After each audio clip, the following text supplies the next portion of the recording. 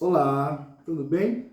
Sejam todos bem-vindos à sexta aula do curso Estoicismo, a vontade da razão, a nossa jornada aqui para nos tornarmos estoicos, né? Um verdadeiro filósofo estoico. E hoje, na sexta aula, a gente vai falar sobre talvez um dos, se não o principal, mas com certeza um dos principais nomes aí do estoicismo, que é o Marco Aurélio. Na última aula, na aula 5, a gente viu sobre a filosofia do Sêneca e do Epiteto, e agora, essa aula 6 aqui, ela é totalmente dedicada ao Marco Aurélio, né? As meditações de um imperador. O Marco Aurélio, Marcus Aurelius Antonius, né? No latim era tudo Marcus Aurelius Antonius. O Marco Aurélio, ou Marcus Aurelius, né? Ele nasceu lá em 121 da nossa era, né? Depois de Cristo. Veio a falecer em 180. E ele foi imperador romano desde 161, do ano 161 até a sua morte. O seu reinado foi marcado aí por guerras, muitas guerras na parte oriental do Império Romano, principalmente contra os partas, né, na parte oriental do Império, não na parte ocidental, mas foram vários conflitos na parte oriental do Império, né? E também na fronteira norte contra os germanos. Registrou-se bastantes conflitos durante o reinado do Marco Aurélio. Na verdade, assim, o Império sempre, todo e qualquer, na verdade, Império histórico, e o Império Romano não é diferente, sempre teve aí em constantes batalhas, em constantes conflitos. Ao mesmo tempo que invadia, era invadido, tinha que ter o exército para invadir e para se defender de invasores, né? Então, o Império, durante o reinado do Marco Aurélio, teve esses reveses aí no Oriente, contra os partas, e no Norte, contra os germanos. O Marco Aurélio, ele é o que conhecido, né, como o último dos 5 bons imperadores. Então, ele é o último dos 5 bons imperadores. Como assim? Ele é lembrado como um governante muito culto. Todos os imperadores recebiam desde cedo uma educação, obviamente uma educação diferenciada, né, do povo como um todo. Então, os imperadores recebiam uma educação.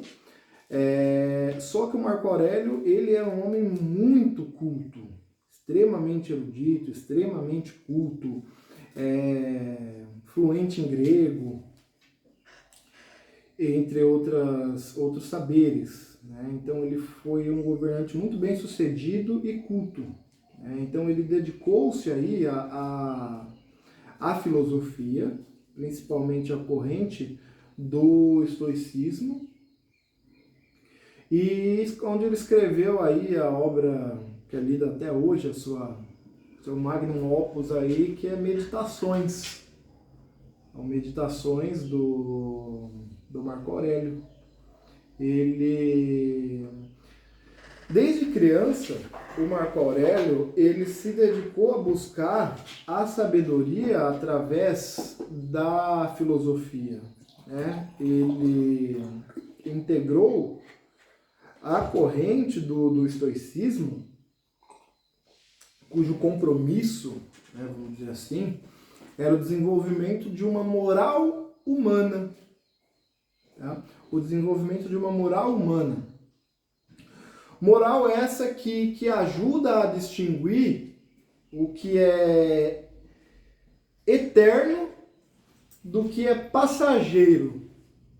O que é o eterno do que é passageiro. O que é bom e aquilo que nos afasta do bom, do bem, né, melhor dizendo. O justo e o injusto. O que é o justo? O que é o injusto? Então, a partir dessas distinções, a gente pode fazer as melhores escolhas. Ter uma vida mais serena, uma vida mais segura. Então é essa a sabedoria da corrente estoica, principalmente trabalhada pelo Marco Aurélio. É o desenvolvimento dessa moral humana. Essa moral que vai ser capaz, que vai tornar-nos capazes de distinguir o que é bom e o que é ruim, o que é justo, o que é injusto, o que são as boas escolhas e o que são as más escolhas. Para assim conseguirmos ter essa vida mais serena, essa vida mais feliz. A felicidade foi um tema buscado pelos estoicos. Tá? Então essa coerência, vamos dizer assim, entre os princípios e as ações nos dá poder diante das circunstâncias, né? Um eixo de sustentação interno que nos garante uma independência dos acontecimentos à nossa volta.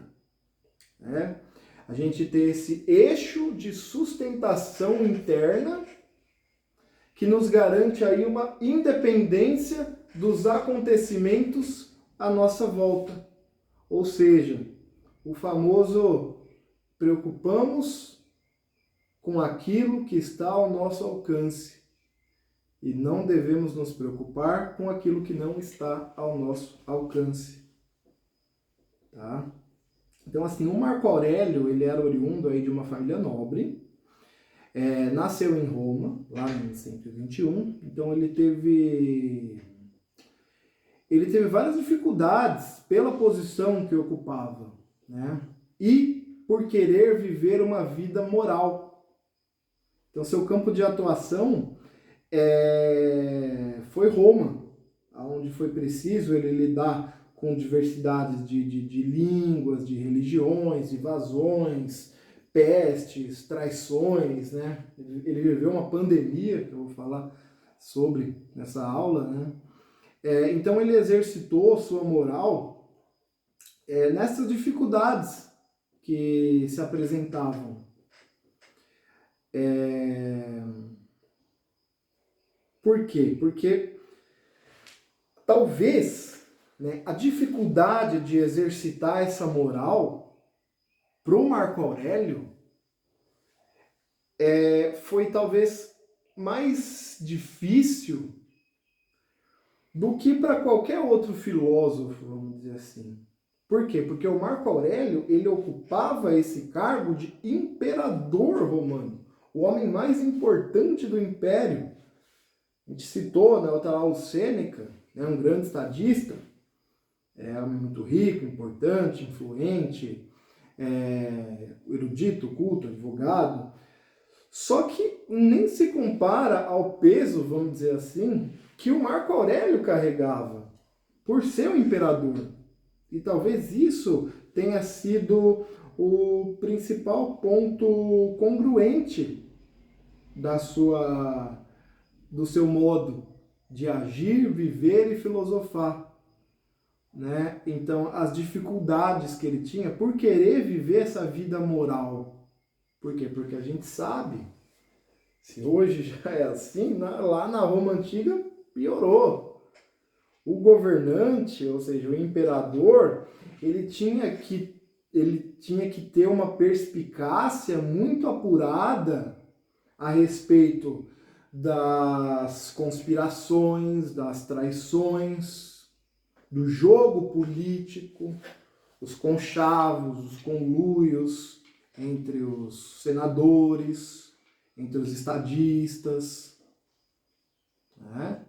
Então, o imperador, ele tinha que ter essa perspicácia.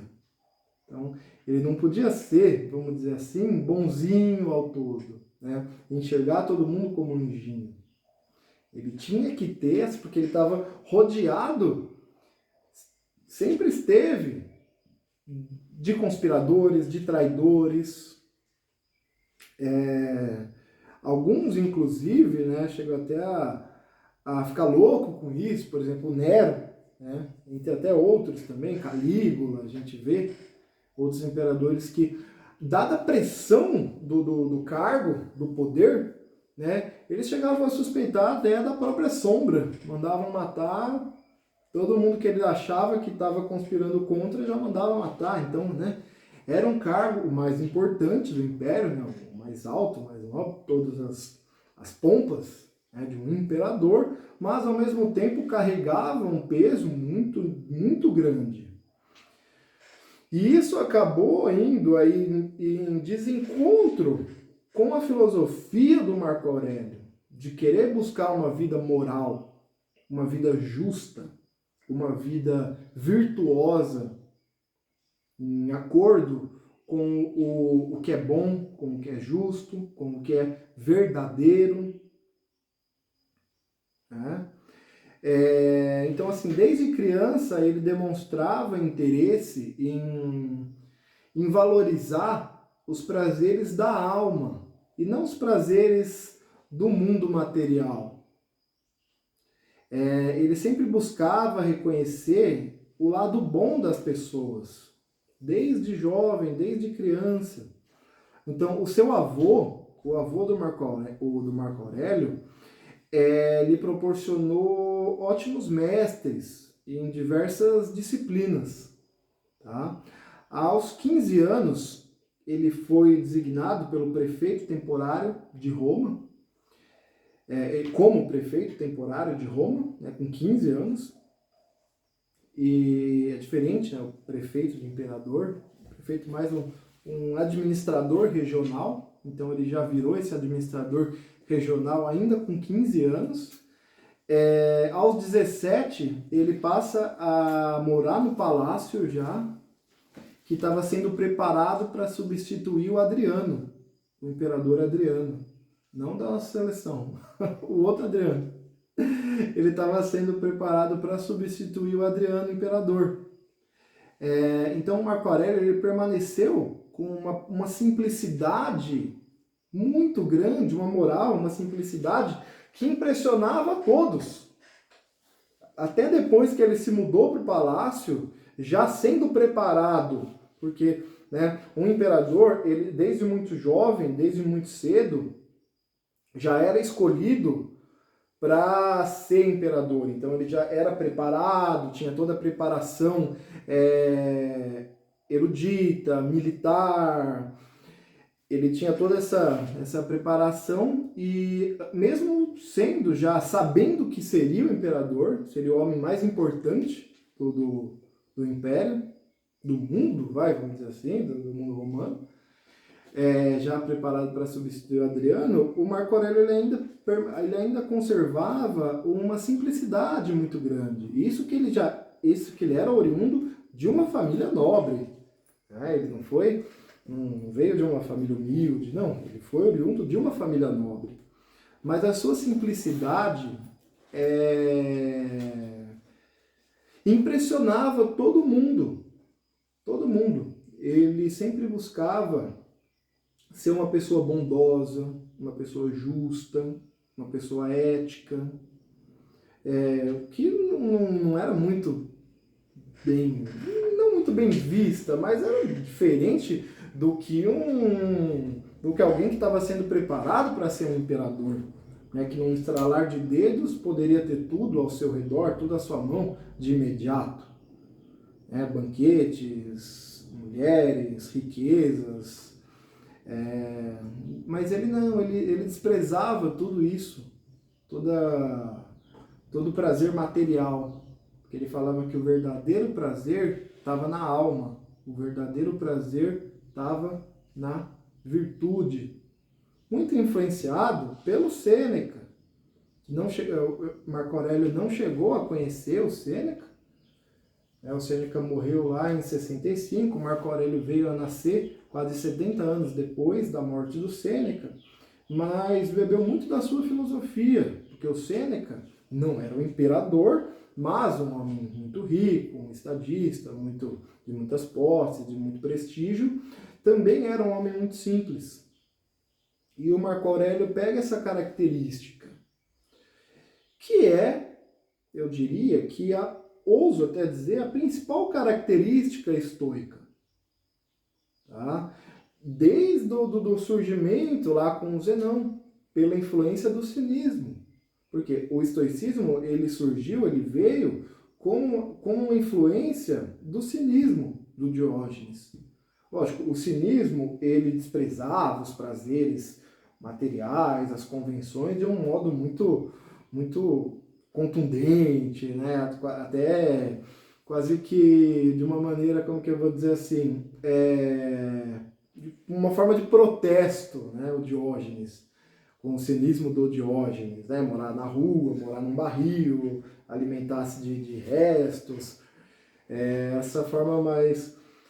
Mas o estoicismo ele não é tão ortodoxo nesse sentido. O estoicismo ele é mais ele bebeu do cinismo um pouco. Ele pegou um pouquinho lá nesse sentido do desprezo, entre aspas, da materialidade, da riqueza. Tá? Não que você necessariamente deve se desprender, deve abdicar-se. Não é isso. Mas sim fazer com que elas não deixem alimentar suas paixões para que você se torne uma pessoa arrogante, para que você se torne uma pessoa que sobrepõe as paixões da alma acima da racionalidade. Os principais nomes do estoicismo, eles não precisaram abdicar de suas posses. Desde dos atenienses, né? O Zenão, o Crísipo, o Cleantes, eles não eram, vamos dizer assim, muito ricos, mas já tinha a escola estoica, né? Então eles não precisaram, vamos dizer assim, ir para a rua, morar no barril igual o Diógenes. Assim como Sêneca não precisou doar tudo que ele tinha para viver uma vida virtuosa. Ele era um homem muito rico, mas ainda assim vivendo de acordo com a virtuosidade estoica. Porque para ele o importante pro estoicismo como um todo, você não precisa abdicar da sua materialidade, dos seus bens materiais, para levar uma vida virtuosa. Basta você ter essa blindagem, igual eu gosto de dizer, da apatheia, para não deixar com que essas paixões mundanas ganhem um espaço maior do que a racionalidade da moral, do que a racionalidade da virtude. Tá?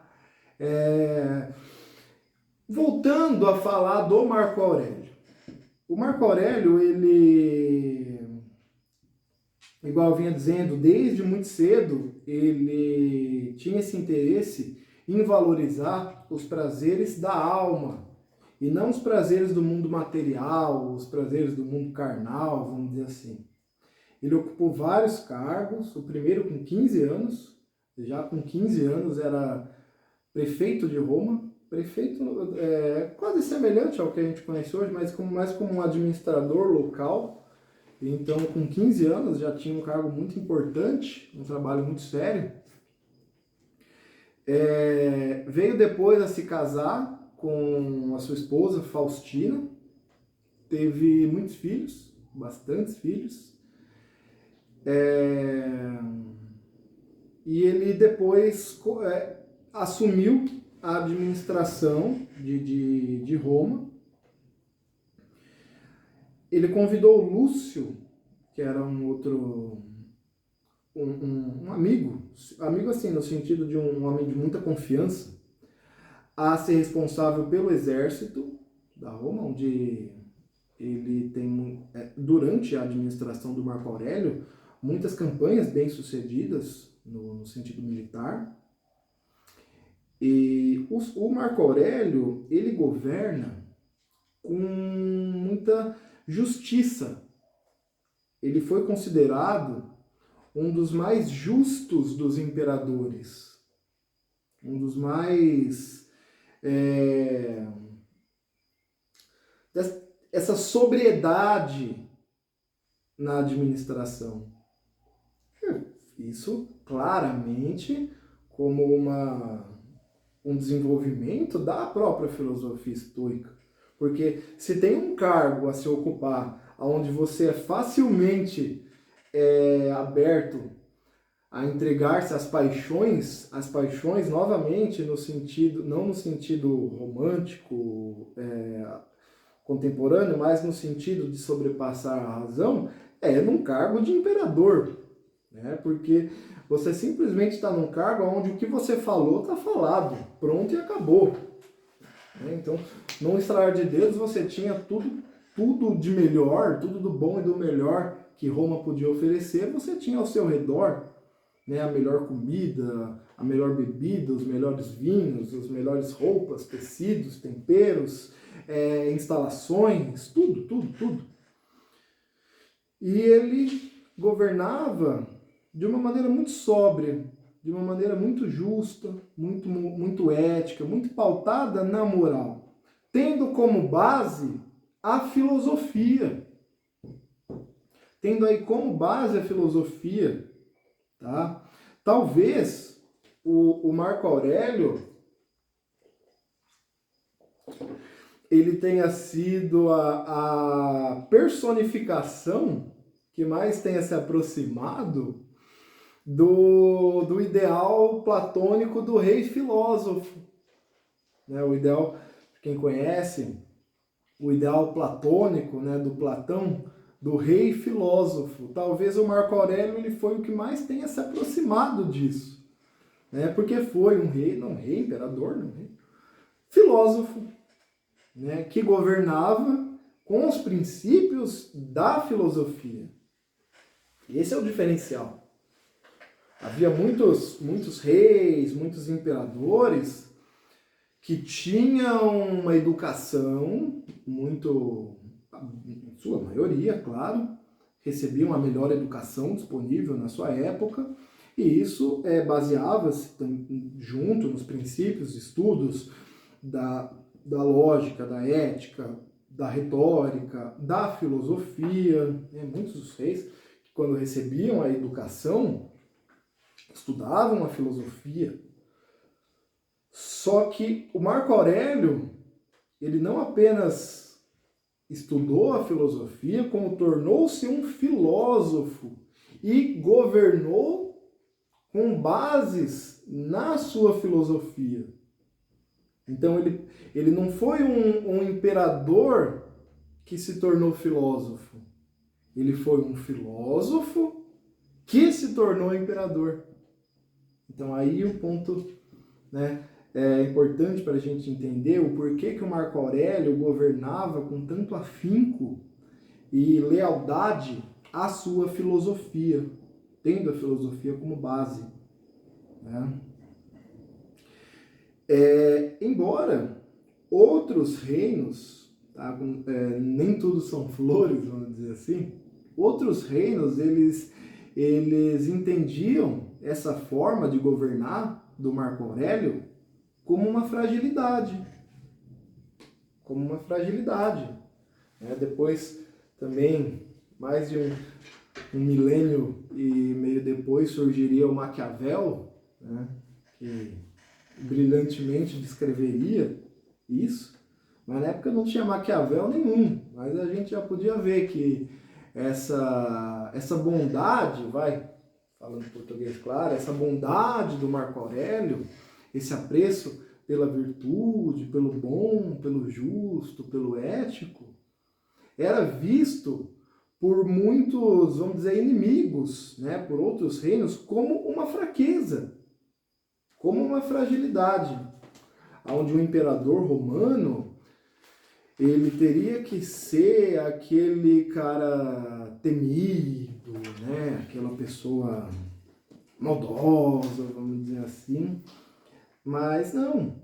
E isso acabava tendo como ponto de vista de outros reinos como uma fragilidade do Marco Aurélio, né? Por isso várias guerras surgiram. Muitas guerras, muitas invasões, mas Roma se saiu vitoriosa em todas. Porque o Marco Aurélio, além de ser um grande filósofo, um grande estadista, um homem que prezava pela virtude do estoicismo, ainda era um gênio militar, né? Então Roma, lógico, o poderio militar bélico de Roma era impressionante, né, das legiões, mas o Marco Aurélio tinha uma inteligência militar, uma perspicácia militar muito, muito apurada. Roma então se saiu vitoriosa nessas investidas dos inimigos, dos reinos inimigos contra o Império. No entanto, tem uma coisa que marcou de maneira que manchou, né? Marcou de maneira muito, muito negativa e muito triste o reinado do Marco Aurélio, que foi que nessas campanhas militares os soldados trouxeram uma peste, né? Trouxeram uma peste que devastou Roma. Devastou Roma. Então Marco Aurélio ele foi o imperador que teve que lidar com a pandemia, né? Hoje muito falada, né? Todo mundo já a pandemia, mas o Marco Aurélio lidou com a pandemia da sua época, né? Então, como já se não bastasse, o modo de testar aí a sua bondade, vamos dizer assim, no sentido de governo, ainda tinha que administrar as mazelas que a pandemia trouxe para Roma, né? Que essa peste trouxe. Doença, a fome, né? A fome foi flagrante em Roma. O povo teve sua fé abalada, caiu na desesperança, em desespero, né? Não tinha comida, então roubos era quase que você saia na rua, era uma coisa quase normal. Roubos, brigas violentas na rua, mortes, mortes em brigas, em roubos de comida, ao lado o cara morrendo da peste, né? Então foi um cenário, e ao mesmo tempo invasões, né? Porque os invasores não estavam nem aí, puxa, não, os caras estão coitados, tá tendo a peste, a pandemia lá em Roma, não vamos invadir não. Os invasores continuavam. Então foi um cenário muito, um flagelo muito contundente aí da administração do Marco Aurélio, né? Então o que ele faz? Ele convocou todos os homens para povoar terras desabitadas. Ele vende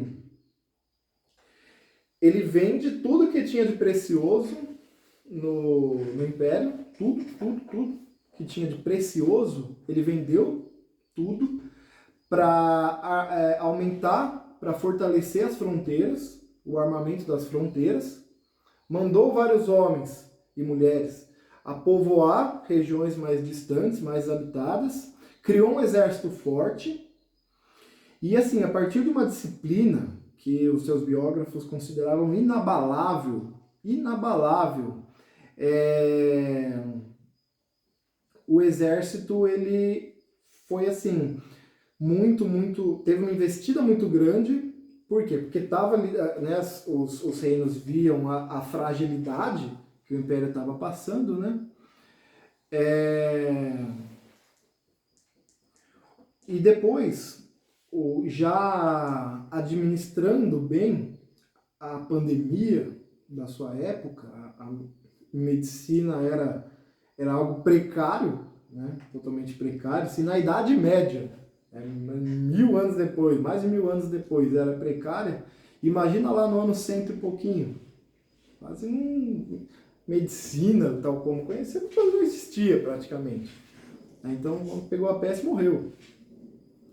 E então, já nesse contorno de como que o Marco Aurélio lidou com a pandemia, o Marco Aurélio, o seu governo, a sua gestão, ela vai sofrendo uma transformação. Começou quando o Marco Aurélio vendeu todas as posses do Império, né, uma atitude que chocou a muitos, porque assim, se fosse outro, ele só ia se isolar cada vez mais no palácio, nas suas... e ficar de boa lá. Mas não, o Marco Aurélio foi o oposto. Ele vendeu tudo para investir em Roma. É... E aí, um tempo depois, ele...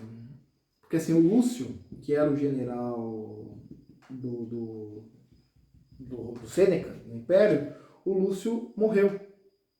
E aí, o que o Marco Aurélio fez? Arrumou outro general? Não. Ele mesmo se vestiu de general e foi para a guerra. Ele mesmo se intitulou general, pegou na espada, no cavalo e foi para a guerra. O Marco Aurélio, além de tudo, né, a virtuosidade militar na época era muito bem vista, conceituadíssima, né? Então o Marco Aurélio, além de tudo, além de ser esse filósofo brilhante, esse administrador inteligentíssimo, extremamente eficaz na gestão de Roma, ele também foi um guerreiro, ele foi um militar, ele foi um homem que esteve à frente do exército, que lutou, né? Que foi para a guerra, que pegou na espada mesmo e foi para o fronte, né? Que é onde ele de dia enfrentava os inimigos, lutava, e à noite ele fazia suas reflexões filosóficas, escrevia sobre o que ele estava vivendo. Então ali, o Marco Aurélio, ele refletia sobre a moralidade humana, sobre a imortalidade da alma, a providência divina, muitas outras coisas, né? Muitas reflexões, com base em tudo que ele tinha vivido, como nobre, como estadista, como homem, né? Imperador, tudo que ele tinha visto e passado.